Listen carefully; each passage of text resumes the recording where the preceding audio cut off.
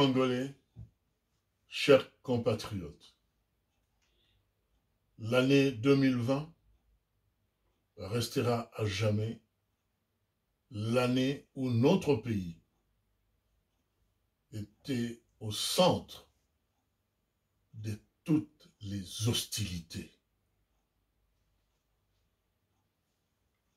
Dans la situation de guerre permanente et d'assujettissement avilissant nous imposé par l'occupation Tutsi dans notre propre pays, une seule et unique question mérite d'être posée légitimement à la conscience collective des Congolais de souche. Quelle serait réellement l'importance et l'impact des messages de vœux en cette singulière période où notre pays, la République a démocratisé du Congo, est maintenu sciemment par des forces du mal dans une crise politique et sécuritaire sans précédent. En ce sens, notre mouvement, l'engagement des Congolais pour la libération de la patrie, en sigle ECLP, s'inscrit dans une logique tout autre. Mesdames et messieurs, il est donc aberrant, voire incompréhensible, de nous souhaiter les meilleurs vœux de paix, alors que nous ne sommes pas en paix, de bonheur, de santé, de longévité et autres soi-disant bons souhaits, au moment où l'ennemi rwandais nous a asservis cruellement à tous les niveaux. Et ce, avec la complicité de certains fils du pays qui ont vendu leur âme au diable pour des intérêts matériels égoïstes au détriment de la grande majorité des Congolais qui, eux, continuent à broyer du noir. Les vœux de Noël et de fin d'année 2020 de Félix Tshilombo, adressés aux Congolais, après avoir décrété un couvre-feu inapproprié, inopportun et mal à propos, est une moquerie inacceptable et un cynisme qui ne dit pas son nom, dans la mesure où cette population congolaise déjà clochardisée et laissée pour compte par le pouvoir public manque cruellement le strict minimum que l'homme peut mériter. La population est privée d'eau, de l'électricité, des soins de santé appropriés, du pouvoir d'achat du panier de la ménagère. Et ce, au moment où le soi-disant président de la République se fait avec les siens la part belle.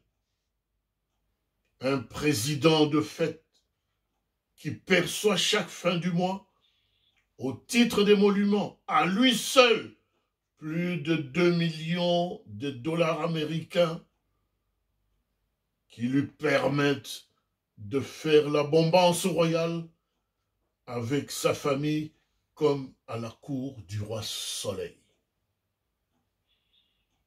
Dans un élan patriotique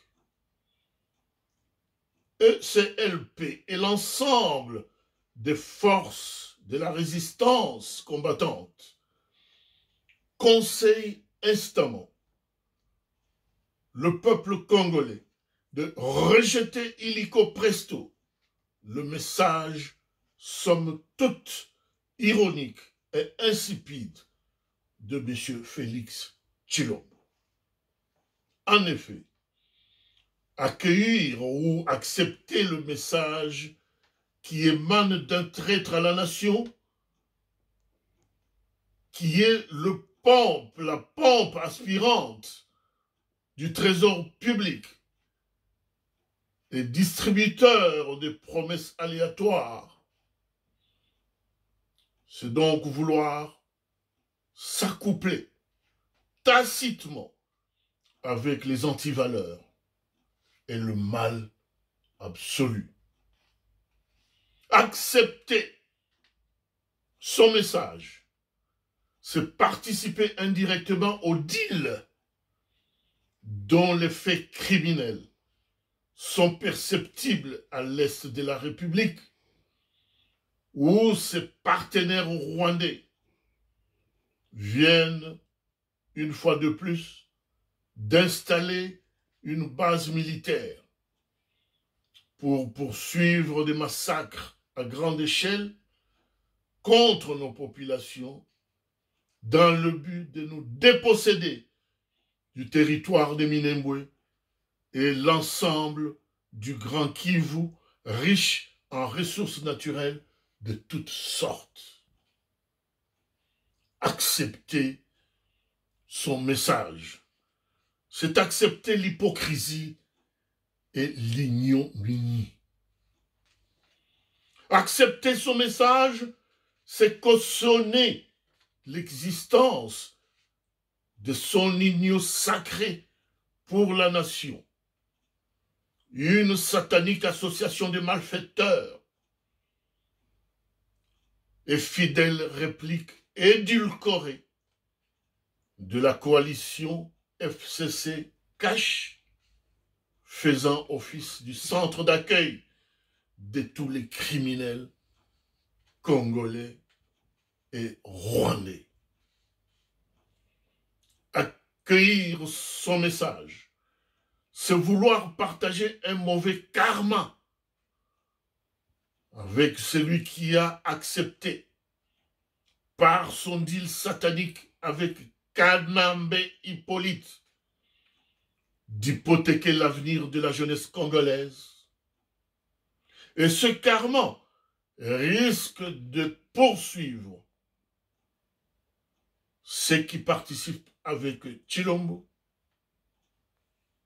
jusqu'à la 5e génération.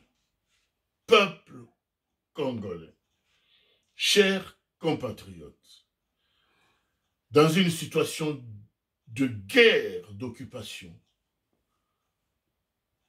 nous allons nous adresser de vœux que lorsque le combat que nous avons mené contre l'ennemi apportera sa victoire finale. Au nom des pères fondateurs, Simon Kimbangu, Joseph Kasavubu, Patrice Emery Lumumba et leurs compagnons d'infortune, tous morts pour que le Congo vive, souhaitons-nous l'unité nationale et la victoire de tous les combats que nous menons pour écraser l'ennemi. Ingeta.